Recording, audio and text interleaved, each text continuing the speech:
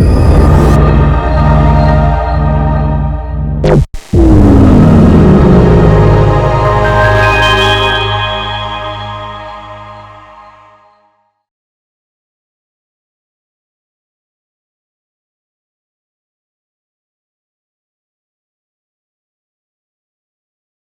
a lot of people say that if you're a good teacher, you will naturally get more students. Now, is that a myth or is it the truth? The fact is, I have been talking to a lot of teachers, and trust me, some of them are really good. Some of them are a lot better than the rest you find in the market. But I noticed one thing, one really strange thing, which is a lot of the great teachers fail to have a huge practice or fail to have a lot of students, while the ones who are more or less mediocre but were good in marketing had the bulk of students or had multiple tuition centers. Now, what really differentiates between a good teacher who can bring in a lot of students or a normal teacher, mediocre teacher, or God forbid, sometimes even a lousy teacher, and how are they able to get more students? The thing is this, you must break out from the mindset that you are a tuition center owner. You must break out from the mindset that you are simply a tuition center owner, that you are simply a tutor. The difference between being a tuition center owner and being a business owner is that the tuition center owner concentrates on things like marking papers, like calling up parents when the kids don't turn up, like checking on the enrollments that month and calling parents to see whether they've paid up their dues. Those are the things which Michael Gerber mentioned in his book, E-Myth. He mentioned those things as working in your business and not working on your business. The difference between working in your business and working on your business, as I mentioned, is working in your business is simply doing the things that you need to do every day on a daily basis in order for your business just to exist, like checking on enrollments and making sure students come on time, things like that. Now, working on your business is different. A business owner would think of their business as something which can help them make more money. And how do they do this? Simple. They look at their marketing practices. They think about what is it that they can do in order to bring their business to the next level by implementing certain marketing strategies. So a good teacher doesn't necessarily mean that you get more students. You need to have a marketing mindset, break out from the mindset that you have to be a center owner, and go into the mindset that says, hey, I'm in the business of marketing, I'm in the business of sales. Then only will you be able to get more students for your tuition center. And my friend actually told me, over here, it says in this report, if you have no more room for students, then this perhaps doesn't apply to you. This is one thing. If you have reached full capacity for your student enrollments, which means your tuition center can't possibly take any more enrollments for that month or for that year, then this advice doesn't really apply to you because you've got all the enrollments that you ever need or want. But if you're thinking of opening up a new tuition center or maybe taking in more students for your tuition center, then you have to pay particular attention to this myth, is that good teachers don't necessarily result in more students. So this myth is just partially true.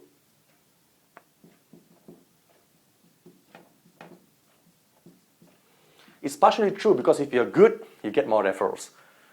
But you don't get anything more than that. The second myth that I'll be exploring with you is internet marketing is all you need in order to get all the customers, all the student enrollments that you ever want or need for your tuition center. I'm sure that in the past few months or years, you've had people calling you pretending to be SEO consultants, saying that they do search engine optimization or pay-per-click online and that they would like to place your website on the first page of Google. Sounds good, but don't fall for it. Because being on the first page of Google is just one element or just one factor that could lead to your eventual success in this tuition center marketing world. The promise that they made to you is that if you could place your tuition center website on the first page with their help or guidance, you would naturally get a lot of customers because people will click on you and then call you and then sign up. I put it to you that is really a fallacy. The reason why I think it's a fallacy is very simple. It is because being on the first page of Google does give you more exposure, does give you a bit more coverage, if you like, online. But the problem is that you have to understand that there are more facets to internet marketing than just being on the first page of Google. There are things called keywords. You see, when you try to adopt SEO, you've got to try to target for certain keywords in order to appear or rank for. So if you wanted to rank for the term tuition center to be on the first page, great, but you might not necessarily mean that you would be on the first page for another keyword called maths tuition or science tuition or GP tuition. So that's the thing. The SEO guys are not telling you that there are actually keywords that you can rank or cannot rank you for. So being on the first page of Google is good, but doesn't solve all the things that you need. Now, the second thing is this. Even if you're on the first page of Google, even if you got a lot of internet marketing done, you've got to take care of the back end. I call Google marketing the front end of your marketing efforts. But there's also a back end. What is the back end? The back end is simply your website. The website that the visitors come to when they click on your ad or when they click on your website link. So for example, someone Googles in Maths Tuition Center in Singapore and they click it and they see your website on the first page, and after clicking, they are then brought to your landing page or your website. And on your website are the usual plain vanilla advertising such as tuition center name, some testimonials, and your address, your price, your location, opening hours. And that's what we really call the plain advertising, vanilla advertising really. It really doesn't help to convert those visitors to become customers. There are some best practices for landing page optimization. What I mean by that is that there are some great designs out there, and we will show it to you later on, of some great tuition center websites that when the parent clicks and lands on their website, they would actually feel compelled to pick up the phone to call you. They actually feel compelled to get more information from you or send their child for a free trial class with your tuition center. So again, internet marketing is good for the front end, but on the back end, you've got to prepare the website, you've got to prepare the sales scripts, the person who answers your phone call inquiries, which is your receptionist or whoever picks up the call when someone calls, they've got to be trained in conversion. Front end and the back end to make it happen. So if you're only being sold by those SEO consultants that internet marketing is all you need in order to succeed, then I'm afraid you've been sold a lie. You've got to develop that back end as well. And who will teach you how to do all this back end stuff and systems and processes?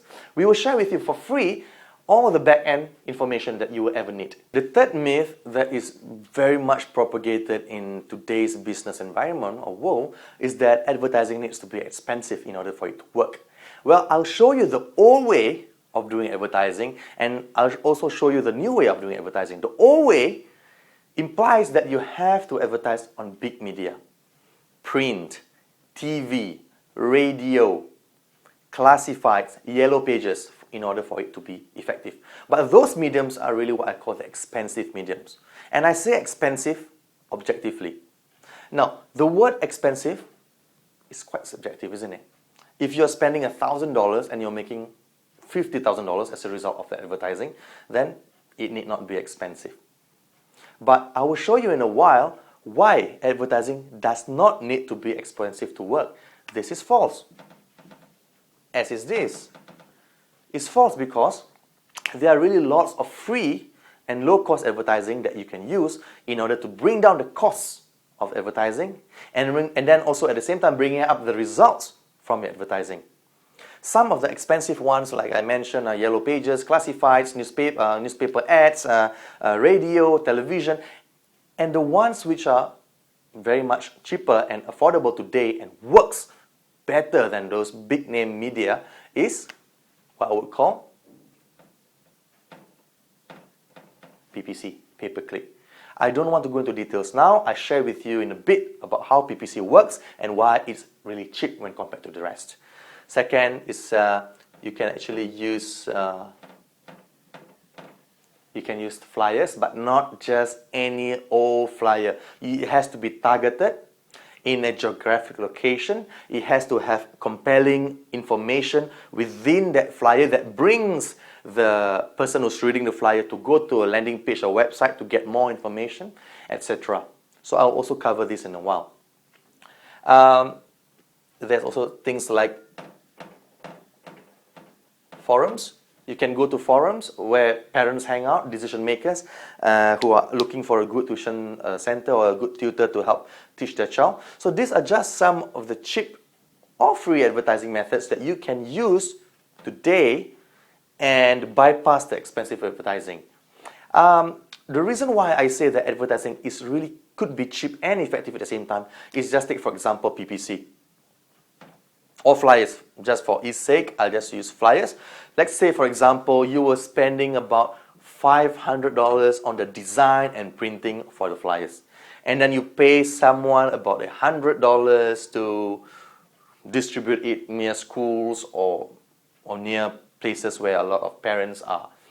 And so your total cost would be easily about $600. So $600 is the cost of your flyers. Now, the thing is, to some people, $600 is a lot of money, and it should be. It could be, potentially. But for some people, it might not be. So let's say they have a flyer printed out with all the information, but at the bottom, you actually ask the person reading the flyer to go to their website, www.abc.com, for example.